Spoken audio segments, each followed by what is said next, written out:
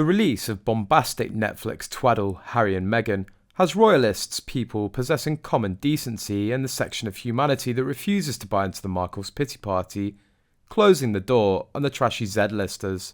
Netflix subscriptions are being cancelled and A-listers are going to great lengths to distance themselves from the bratty brats.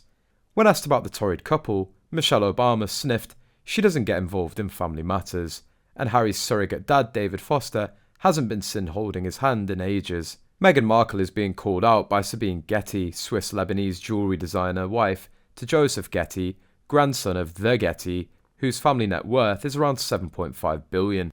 Taking to Instagram, she wrote, "My 2 cents. Harry telling us over and over and again that he's a royal and that his mum is Princess Diana. Okay, it's also William's mother, but he doesn't trade a name for money, does he?" Meghan's disingenuous qualities really come through here. Whoever buys into her storytelling is literally blind or as fake as her. Lastly, the most interesting part of the whole documentary is watching the Queen's speech dedicating her life to serving the country. They shouldn't have put that in. It makes the contrast even stronger. Her dignity versus their mediocrity. And I gave it a chance, but no. There was a time when pals of royalty would never wish to fall out with their famous friends for fear of being excluded from the inner sanctum. But after Prince Harry exiled himself, socialite friends don't feel the need to hide their private views anymore. Back in 2021, Sabine Getty weighed in on the treatment of the Queen by Harry and Meghan, by telling Meghan, "Girl, take a seat." That's American slang for stand down, shut up, and in this instance, leave our Queen alone. She shared Meghan and Harry's churlish statement, "We can't all live a life of service, service is universal." Issued after Buckingham Palace announced the couple had been stripped of their royal patronages. Sabine was gobsmacked by Meghan's riposte and felt defensive of the monarch. "Am I actually reading this?" she rebuked, saying this to the Queen, who's 94 years old and has been in the public service her entire life.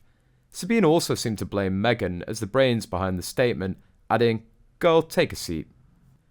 Considering she was a guest at Harry's cousin Princess Eugene's wedding, knows Catherine well enough to wish her a happy birthday, accessorises Princess Beatrice, fangirls the Queen's speech, and is one of the most powerful fashionable names in Europe, we're going to guess she's not the only one in the elite royal inner circle who finds the Sussex's behaviour less than proper. Meanwhile, social media has been just as ruthless in their assessment of the royal runaways. Harry and Meg are being mocked as myopic attention seekers who crave the spotlight, all the while vilifying the media. Even one of Prince William's friends weighed in on the topic to the Daily Mail. The source said that the Duke and Duchess's much-awaited Netflix series is full of hot air, such as their accusation that the royals have a huge level of unconscious bias. The friend thinks remarks like these must have upset the royals, making it difficult for them to ever mend the bond. All relationships are built on trust, but for members of the royal family who live their life in the spotlight, doubly so. The prince is a very private man, and what Harry is doing is the anathema of everything he believes on that alone. Many believe it's unlikely he'll ever be able to repair his relationship with them. Too much water has gone under the bridge.